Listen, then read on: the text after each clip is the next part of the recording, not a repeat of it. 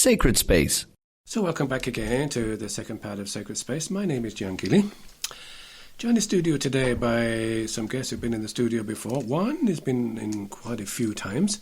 Geraldine Creaton from Emmanuel Community. Good morning to you. How are you? Good morning, John. How are you? Welcome back again to the Come and See studio here in Ada. Thank you.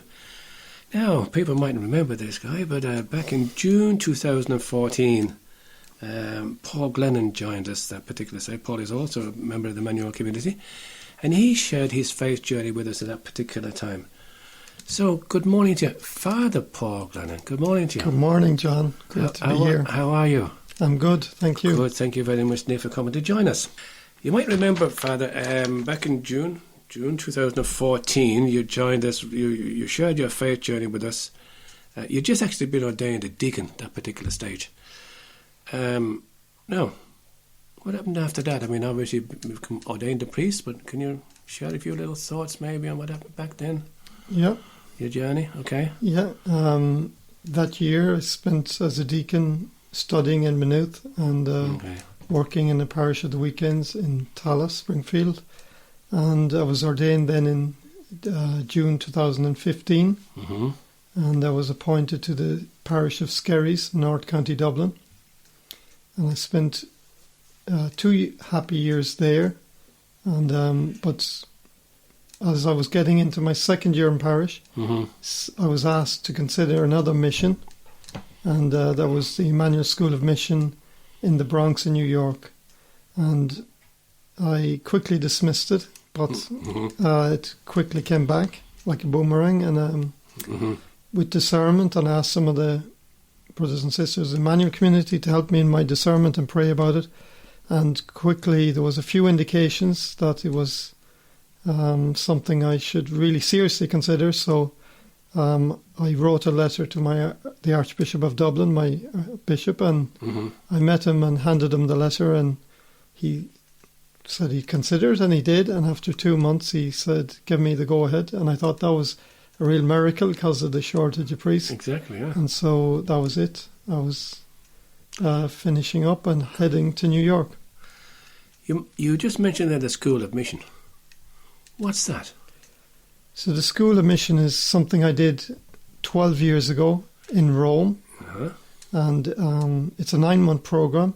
Okay. And it's based on 4 pillars. And the 4 pillars are community life, human formation. Then there's intellectual, so you study your faith. Then there's the spiritual life, so you have Mass, Eucharistic adoration, praise and worship each morning, and various other types of prayer. And then the final 4th pillar is mission. And so you go on the street and talk about your faith and just share your joy of your faith. We do parish missions, or we help the poor. In New York at the moment, we're helping the missionaries of charity, Mother Teresa Sisters, with the poor in their soup kitchen. And also we do outreach on the street to the poor with them. So they are the 4 pillars. And is this run by the Emmanuel Community?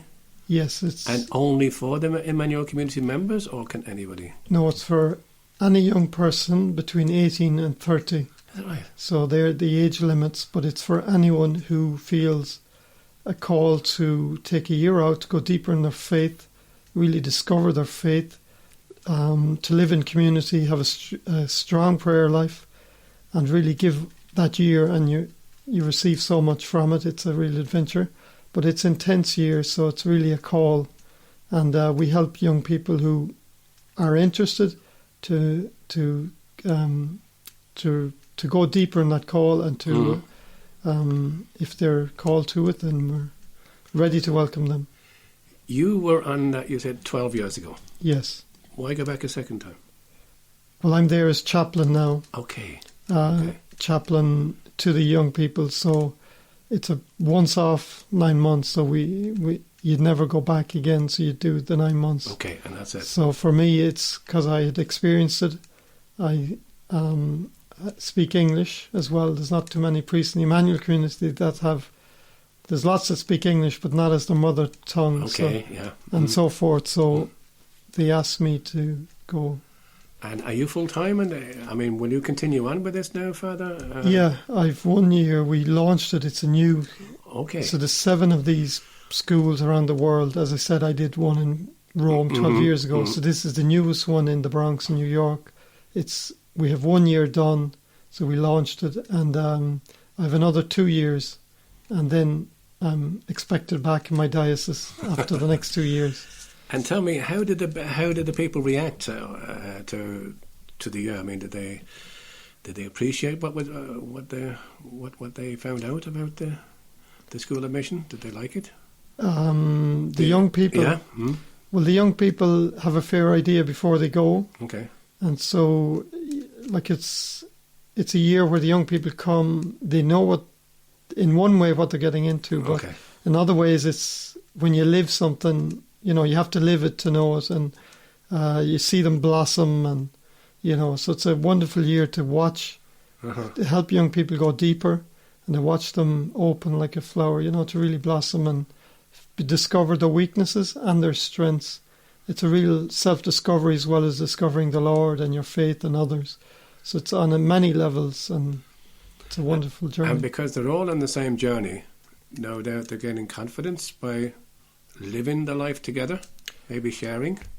Yeah, there's a lot of healing, a lot of sharing, and they're discovering their strengths, what they can bring back with them to be. And the idea of the school is to form young people to be missionaries, and that means they don't go abroad somewhere to be a mission, but they come back to Ireland or wherever they're from, and they go back to their parishes or their dioceses, and they become leaders. They have the gifts and the confidence and all the skills to be leaders in their parishes, in their church, to really contribute to the growth, to the mission of the church as today, In that particular year, this last year, were there people from various continents or various countries, or were they all from around New York? Or for this first year, it was very new. So the Emmanuel Community is very much, it's better known in the French-speaking world because it started in France.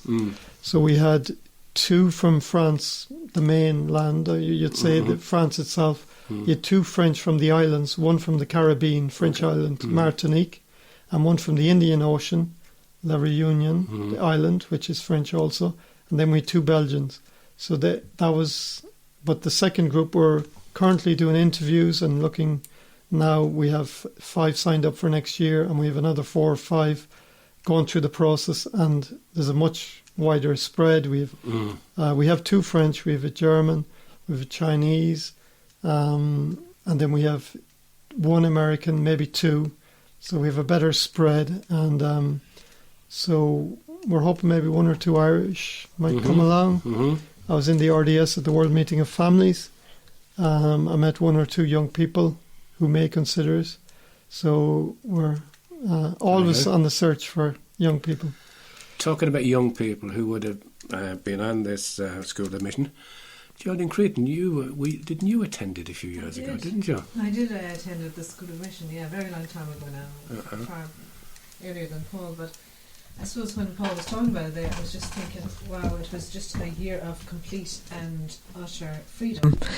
I got out of my job and I had no responsibilities whatsoever. It was like a little bit of back to, I don't know, like college really, or even back to school where you didn't have to worry about how you what you ate or where you slept, whatever, and you could just be yourself. And I know for me it opened up the whole area of personal formation and growth, in terms of, I was involved in co-writing a musical.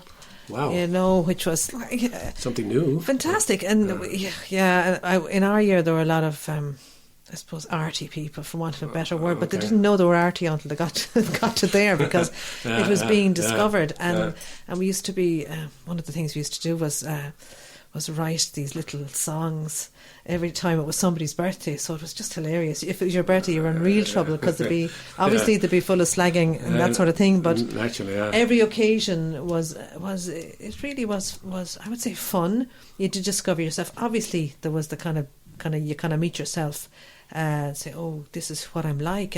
But in this case, I think you have an experience of God's mercy and through others. You're accepted as you are. And then if there's bits you got to work on, well, You've got time to spend in adoration. You've got opportunities to go to confession and to learn a bit more about yourself through the instruction and teaching you receive. And in order to not run, but run towards rather than run away. And I mean run towards life. Okay. And of course, this is what Jesus come that we might live life in all its fullness, even in the difficulties. There's still life there. There's still life. And that life is good. And it's just to be able to suck the marrow out of it in a certain sense. But this is what the training you receive in that sort of environment with other young people, like-minded men and women, experience a little bit of freedom and in another country, which is really good. That in itself would be freedom, wouldn't it? While you're away from your own environs and so on and so forth. And, we think in Ireland now, of course, there's a negativity towards churchy things. And you discover actually that we live in a bubble a little bit here, but we're part of the universal church. Universal, and the Catholic with the small c, which means all over the world there are people who know God and experience Him, and who are our own brothers and sisters. We have brothers and sisters from every continent, as Paul was sharing there, the different places people have come from. We have people all over the world who are brothers and sisters, and it's wonderful to meet them. Tell me, you might be in a unique situation in that maybe there's somebody out there who's maybe met Paul at the IDS or maybe just listened to us chatting here this morning. But from your experience, you ended up coming back after being there for 12 months. What benefit did it give you when you came back to work on mission, maybe, in Ireland? Back again. What did you?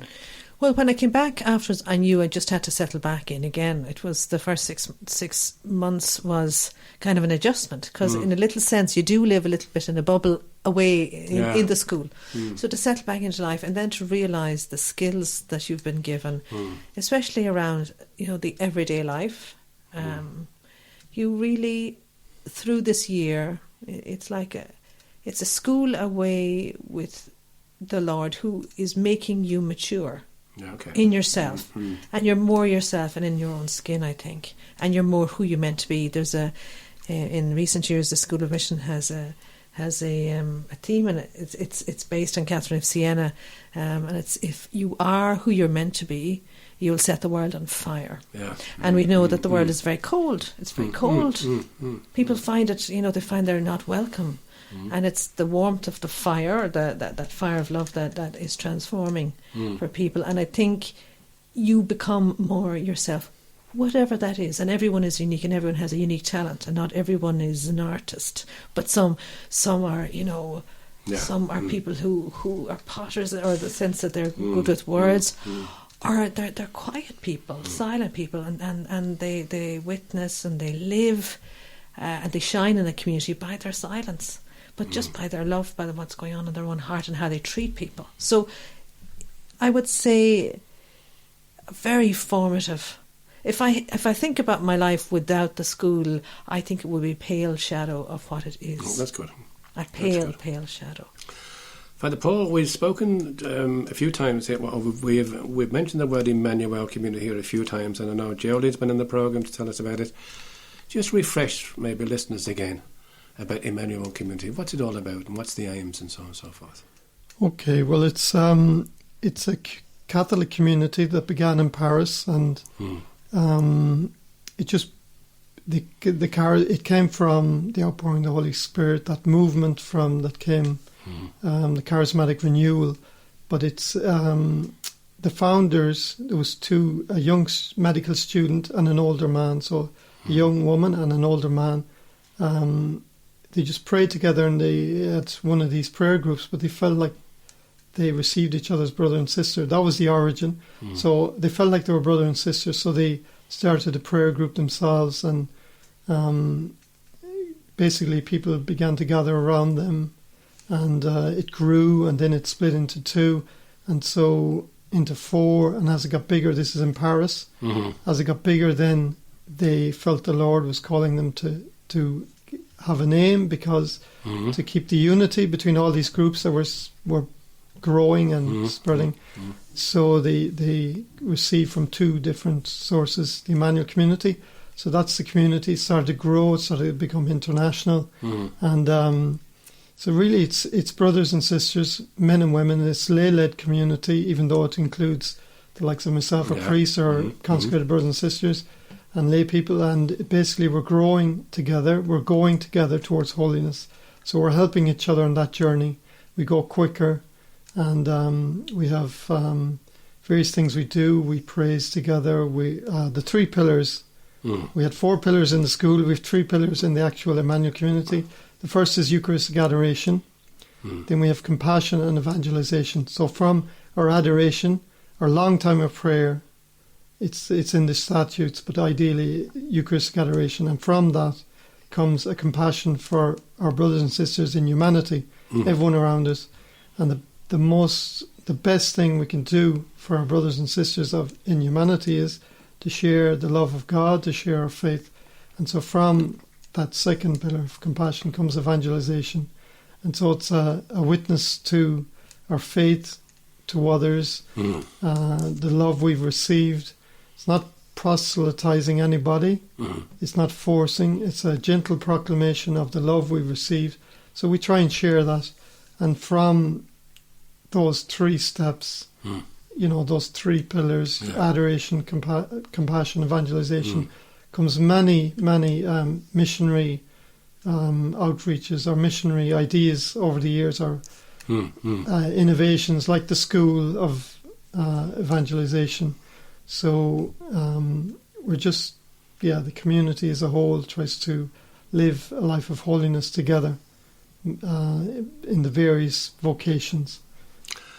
And Geraldine, can you give us an idea about the evangelisation sort of initiatives you might have carried out here in Ireland? Well, yes, we have had missions in parishes, really with using the students, or bringing over the students from the School of Mission. The community also runs a kind of a pre-seminary discernment year for men with regard to priesthood. So they would have come on mission with us as well. But the idea of any of the missions that the community has done in parishes is actually that the parishioners would actually learn themselves how to give witness. And as Paul says there, the gentle proclamation.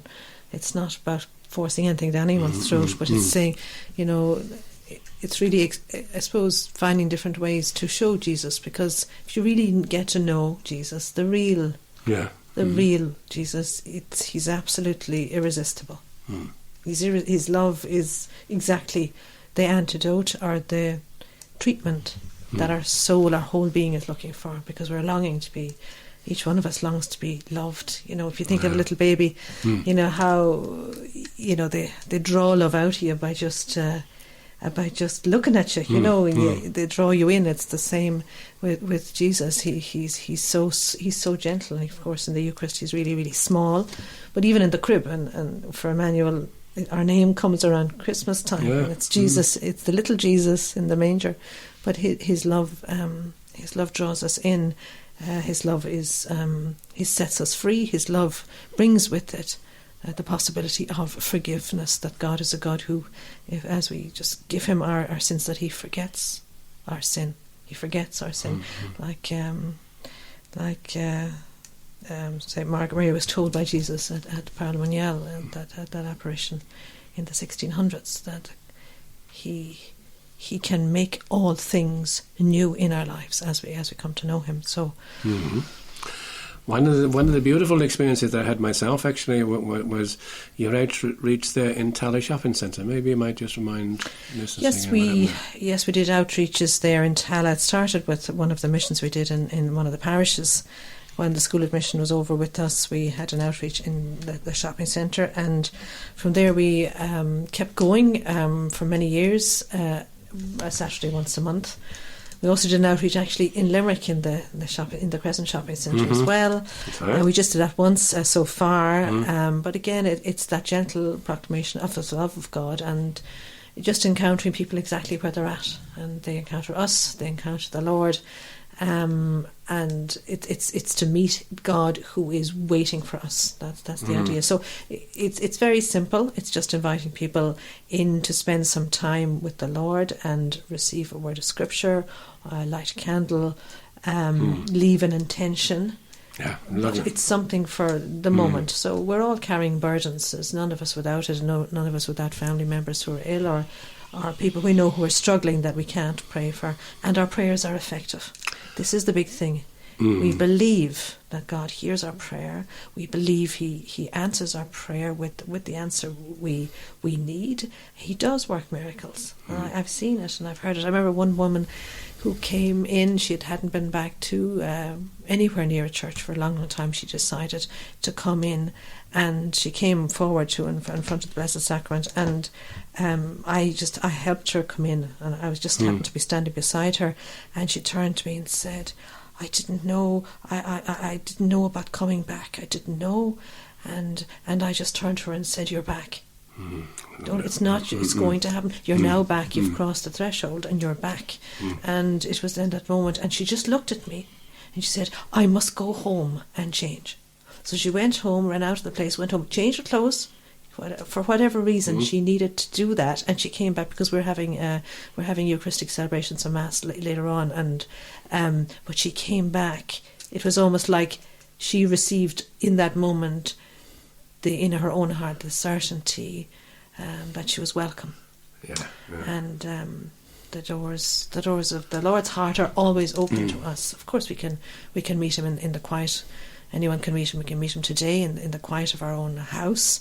In a corner, sometimes we look at a picture, look at an icon, or just if we close our eyes, we can, if we ask the Lord to show Himself to us, He will. If we really believe we want to see Him, He will.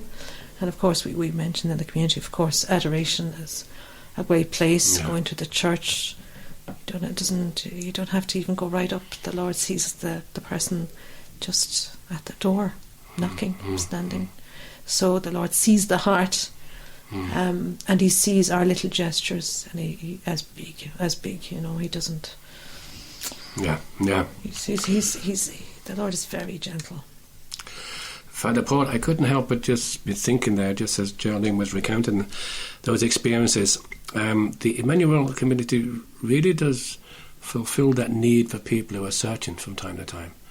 Maybe searching in places that you wouldn't ordinarily find this sort of spiritual accompaniment, like a shopping centre or wherever it might be. Maybe you speak a little bit about that to us. In the Emmanuel Community, meeting people where they are, meeting that need.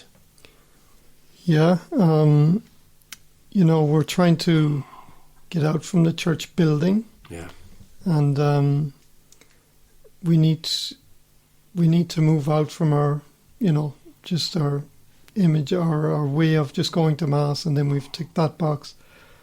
With the love of God and Jesus burning in our hearts, that sends us out, and we go together. I remember one morning at the square in Tala, the shopping centre, I was going with somebody else into the shopping centre, and I did not want to go.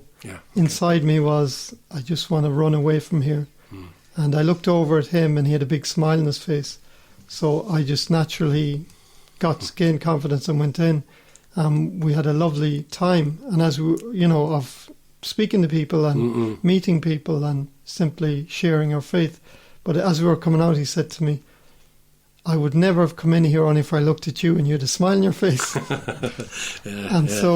What I'm trying to say about that is that we so encourage each other, and the people we've met, like Geraldine shared some stories. We have loads of stories of where we meet people. One girl this was in the ILAC Centre. There was a mission done there, and one of the missionaries met a girl. She was from Latvia or Lithuania, one of those countries. I can't remember exactly which. And she started to speak to her. The girl wasn't baptised, but she said, "Wow, yeah, I'll go into the chapel." And she went up, and there's a little stairs into the little oratory there. She went in, and she came back out sometime later, and she said, "I had a dream last night, and in the dream I went up the stairs into a small place." And she said, "That's exactly what I seen, is that stairs that I just went up."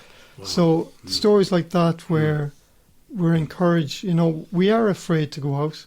We're not afraid, but we have that battle within us that, "Lord, I love you, but I don't want to go out in the street and talk to somebody about it." And then you have experiences like that where the Lord shows you quite clearly, you know, that he's there and he wants to bring these people, and he uses poor, small, broken vessels like ourselves to do that, and that gives us so much joy to do that. And you know, it's great to be part of it, and you know, none of us could do it on our own, and that's why we go together. Yeah, I think Paul says it right. We can't really do it on our own, and in a certain sense, you know, what we've described probably are extraordinary missions in a certain sense, because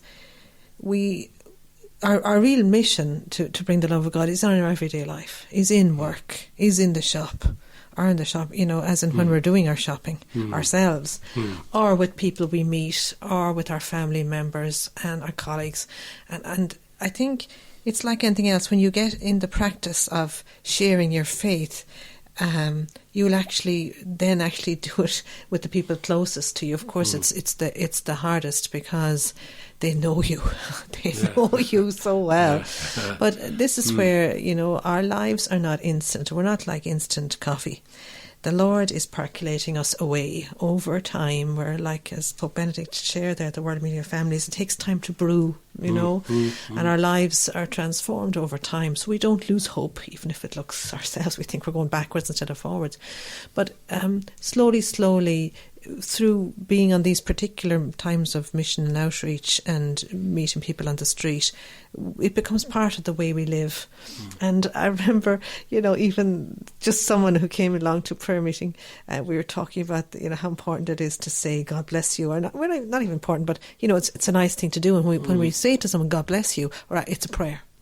So we had this teaching anyway, and this person was coming. It was in Limerick in the pastoral centre. She was at the meeting anyway, and out she went anyway after the meeting at 10 o'clock at night, whatever, out in the street, and she met everyone on the street and said, God bless you, God bless you, and her face was smiling, and all she said afterwards was, it was out of her mouth before she realised it. God bless you. And then what she couldn't believe was that the reaction of people to her was either giving a blessing back or the smile. You know, and when you're bringing a blessing and not a curse, you know, you're bringing goodness into people's life by your desire for them, and it's only a simple thing, but it's something we naturally do in you know, Irish we say God bless you, but it's a prayer we make, a very simple one, and it's a simple witness.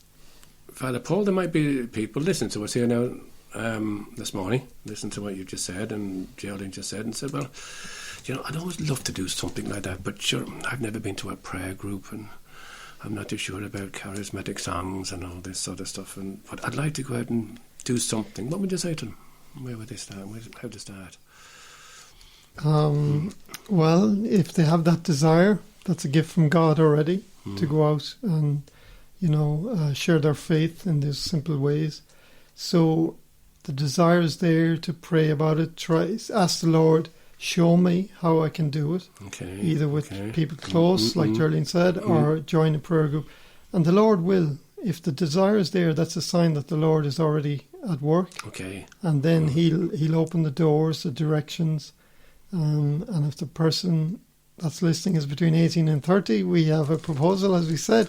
Or no matter what age, the Lord has ways and means to guide you gently to do it. We're very fortunate here in Limerick because we do have an Emmanuel Community group. We do. Geraldine, there's a few we got. Tell us a little bit about that. Well, we meet every week. Actually, we have a small household that meets every week to pray, to share together, and then occasionally we'll have little weekends or kind of time of training, formation or prayer together at a weekend. We were at the World Meeting of Families, and kind of the new proposal we're looking at now is a programme run by the community called Love and Truth. And this is a programme for couples. And it's run, you know, it happens over either a weekend or a couple of weeknights.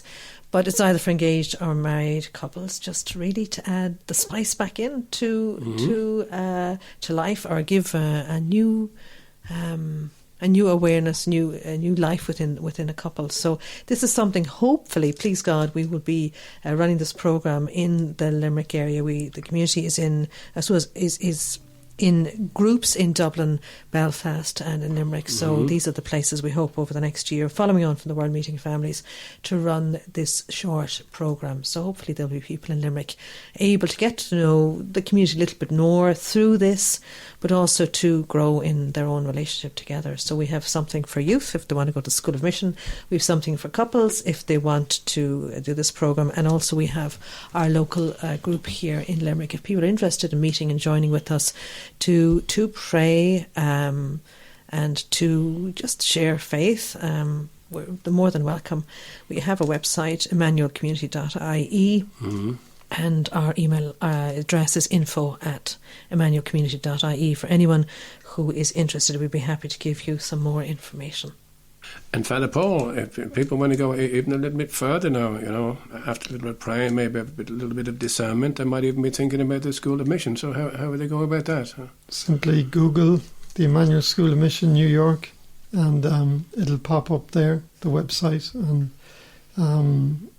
they'll get the email and just send us an email and we go from there. Beautiful. So Google Emmanuel School of Mission, New York. And we have a link as well on our community website, so they can look at emmanuelcommunity.ie or else Google or have a look. Plenty of options. I'm asked them to Google because I can't remember the website off the top of my head. Okay, that's no problem at all. Well, just from a personal point of view, I've been involved with Geraldine off and on from over the years, and I can just say that they're a very encouraging group in terms of if people want to live their faith and become a little bit more active. So I'd suggest certainly go onto that website, emmanuelcommunity.ie. or info@emmanuelcommunity.ie. Yeah. Okay, listen, we might leave it at that at the moment. A little bit of music maybe you'd like us to play. Well, I'd love to share this particular song. So this is a song called the Mission Song. So when I was in the School of Mission, we were the first year of the School of Mission in Rome, and we decided to write a song about it. And there's my favourite verses in there is about making, if you have lemons and you make lemonade. But I just ask you, just sit back, enjoy the song. It's all about the mission, and I suppose the mission is really being who you're meant to be, that the world is transformed and you yourself become your true self. Okay, let's hear this.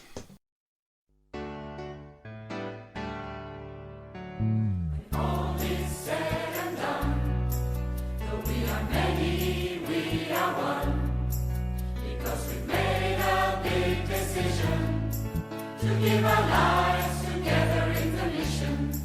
And the mission is here, the mission is there. Just look around you, it's everywhere. The mission is wide, the mission is deep. We're back for action, no time to sleep.